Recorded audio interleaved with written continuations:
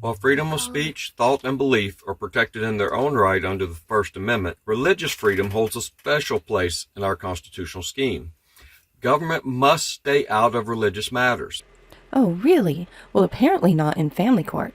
I know parents that are told they can't even share their religion with their children, and the judge chooses one of the religions of the parents when the two parents have differing religions.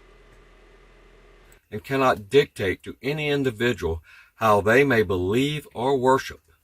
Families have a particular right to share religious thoughts, beliefs, and practices with one another. The state cannot decide what religion a child may be taught by a parent, whether directly or indirectly. And that part's important. You need to know that's not just a judge in a courtroom saying, I don't like your religious beliefs, so I'm going to give the child to the other parent. The simple fact that you get less time than the other parent necessarily dictates a religious violation. You see, when a judge picks a winner and loser parent with differing religious views, even slightly differing religious views, the state makes religious choices by default. The state is then deciding which of the two parents have a greater voice in their child's religious future. This is religious censorship. It's pure and simple. This is a strong constitutional argument against the current family law system, and one that the states seek to avoid. They're trying to ignore this and make this go away, and if you're quiet about it, they are able to ignore it and let it go away. You must be loud and even obnoxious about your religious rights. So put these questions in their faces by putting them in your pleadings, in your motions, and raising objections every chance you get in every hearing, anytime they even mention less than equal time with your child or less than equal rights with your child. Raise First Amendment objections. Raise all of them individually. Raise the religious objection specifically. Put it in their faces. Don't let them get away with hiding and ignoring what they're doing. Make them face the reality that they are violating your First Amendment rights. And they're violating your child's First Amendment rights. Because your child has the same First Amendment rights that you have to be free from the government violating those rights. Not from their parent telling them what they can and can't do, but from a judge violating their First Amendment rights. The child is protected. Now, when we're talking about the First Amendment and the freedom of association, we're talking about two specific kinds of association. You have intimate associations and you have expressive associations. Your intimate associations are those close friends, close family, your parents, your child, those family associations that are unique and special and limited to a very small number of people, and at the core of which is an intimacy that you don't have with other people. Now, every intimate association is also an expressive association. So don't let any attorney or any judge tell you that your intimate association is protected less or differently than your expressive association, because you cannot have an intimate association without expressing that intimacy and without the other person receiving that intimacy.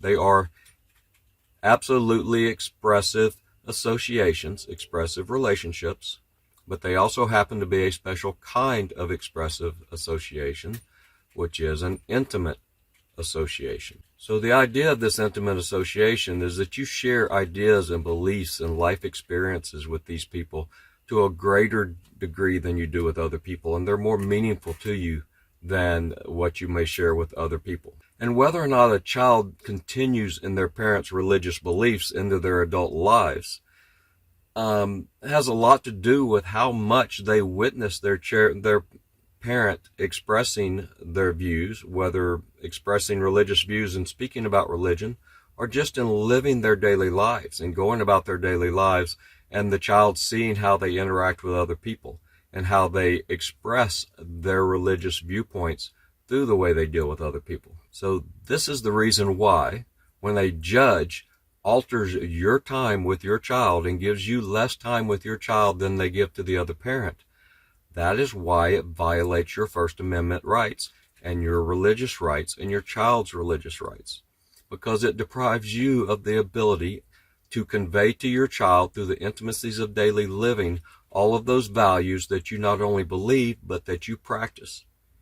And it deprives the child of receiving that education that can only come from you and no one else in the world. You are absolutely unique in this regard, in that you are the only person in the world for whom this child can get this unique education and knowledge.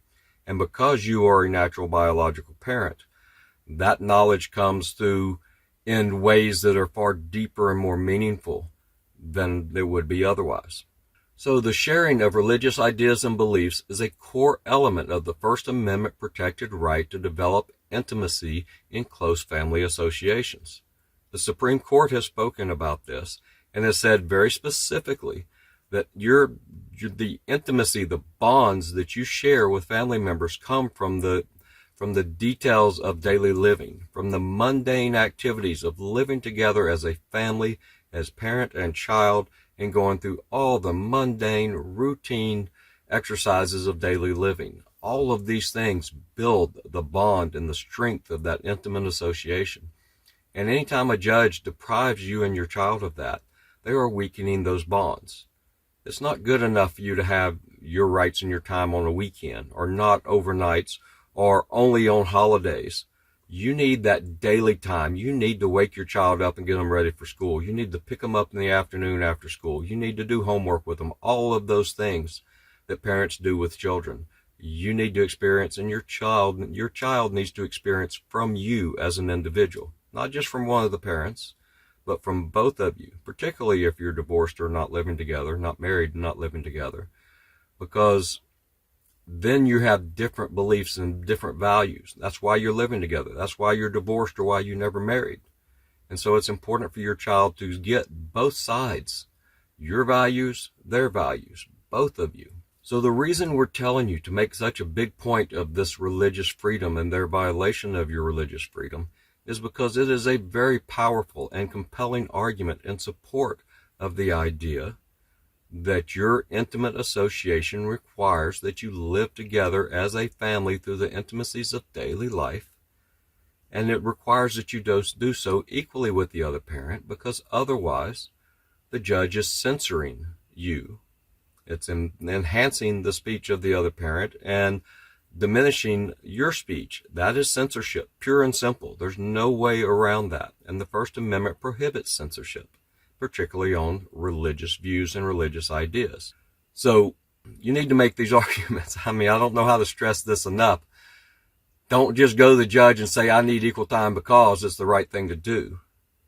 Go to the judge and you say, Judge, you're violating the First Amendment. We have a right to religious freedom. My child has a right to religious freedom, and you cannot be acting in my child's best interest if you violate my child's First Amendment rights. It's as simple as that. It is not in my child's best interest for you, judge, to violate their First Amendment rights. In fact, the United States Supreme Court has said that when you do so, you injure the child. If you're injuring my child, you're not acting in my child's best interest, judge. It's that simple.